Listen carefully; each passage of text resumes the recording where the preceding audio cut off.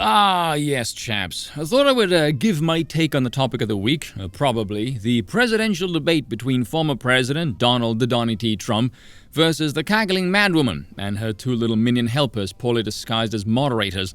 On the one hand, a man who's won every debate he's been in versus the woman who couldn't even win a single primary, let alone a damn debate.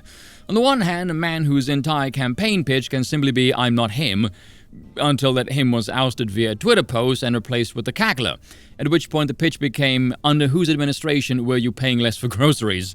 Simple yet effective, versus the latter who was asked about that very sentiment in the form of a question and failed to answer it for the entire duration of the political debate. But hey, that's how life goes. It's very hard to offer a pitch when your skull is more void of life than your campaign rallies. But let me give my breakdown of the players involved here and the expectations going in. For Trump, it was essentially to eviscerate her. The problem is we don't really know what that looks like because it varies from person to person. The closest we've had for a definable headshot kind of moment was in 2016 versus Clinton when he said, "'Cause you'd be in jail." Good times.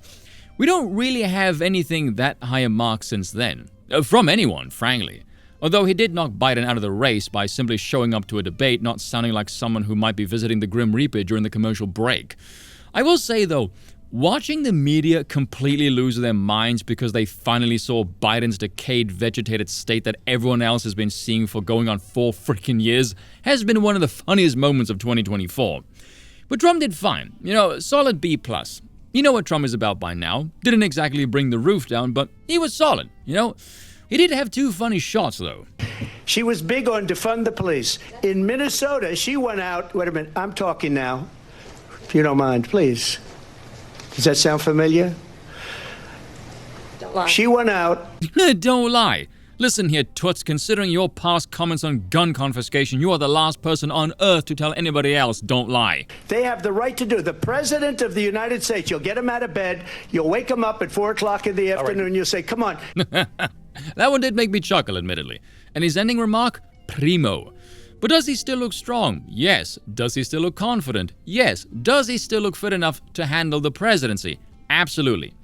Now, Cackles, on the other hand, what was their expectation? Survive. And that's basically it, a very low bar. For the most part, a lot of people don't know who the hell she even is, which is probably a good thing because she has all the charisma of a pile of ass. So let me address 2 elephants in the room here, the main one being that no topics or questions were shared with the campaigns. Bullshit. No one sane believes that, for a very simple reason. This bint has been effectively MIA for the last 2 years before Biden appeared too old and senile to speak, at which point Cackles was ushered in like the spare wheel. Prior to this debate, she'd been ducking the press more often than her boss did. Her first meeting with them was an abysmal and poorly received, totally scripted and edited sit-down with CNN. Explain to us all then, why don't you, how the hell was this one able to sound more coherent during a live debate where prior she couldn't even master the grace to buy a frickin' bag of Doritos, let alone a fully scripted sit-down interview where she had help? That doesn't make any bloody sense, which brings us to the second one. Kamala Harris's earrings contained an earpiece. That's the rumor. Allegedly. I've also heard others say no, that's just a set of pearl earrings, worth about a damn grand as she talks about her opportunity economy, while she fails to realize that she has been part of the current administration. She has had the opportunity to implement this during the last 4 years, given that the diverse female character that passes for press secretary said the following. Bidenomics has been something that both the president and the vice president has worked on. Smashing. But I will remain skeptical, despite the cries of people thinking this is somehow conspiratorial. Have you seen what the US government has been up to for the last, 120 years or so?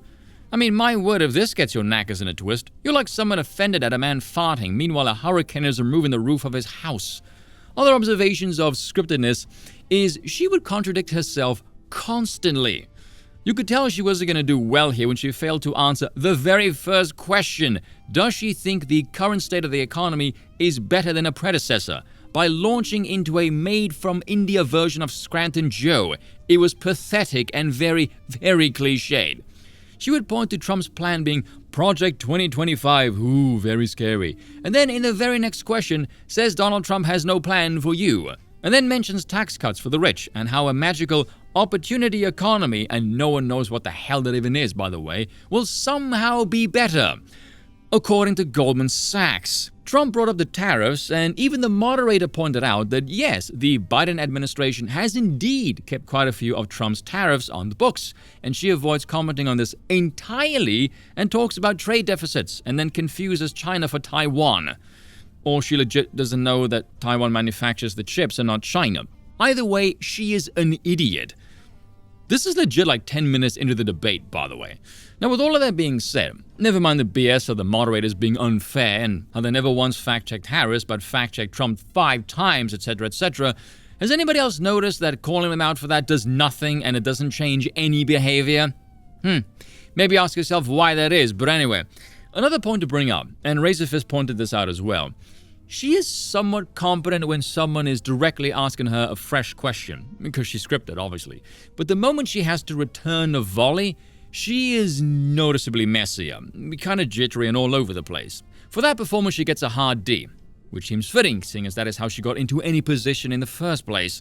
But I want to discuss the function of this debate, and what does it mean for the overall election cycle, and this hollowed-out cringe theater we call democratic politics. Think of the participants and their words in this particular event as a large vat of flour, and the debate is the sieve, and underneath it are all the news pundits and trolls and content creators and writers and journalists, the whole gambit of propagandists that are going to clip and basically spam the balls off the place with the golden moments of the debate. That is essentially what this was all for, and every person will do their part to brand their particular candidate at whatever type of person can be successfully propagandized, because total politics and technology has fried the majority's capacity to engage with any given subject for longer than 15 bloody nanoseconds. Oh, on a side note, because I don't quite get this here. Why have so many people been saying the polls are arse for weeks on end now, and after a debate more slanted than a certain ex-president's sexuality, now for some strange reason political figures will suddenly extol them as noteworthy pieces of data? Why? This makes no sense to me. Thank you, Jim. Me neither.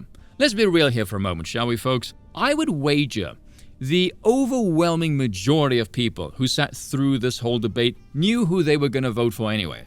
Americans, and parts beyond like myself, are watching this for entertainment like a conversation or a TV show. So what does it mean in the overall grand scheme of things? Absolutely nothing. Like everything else in the media, it has virtually no staying power. Totally ephemeral. This debate is not going to make a damn dent in anyone's perception. It'll be irrelevant by the end of the weekend, guarantee it. Cheers for watching, and once again, I apologize for nothing.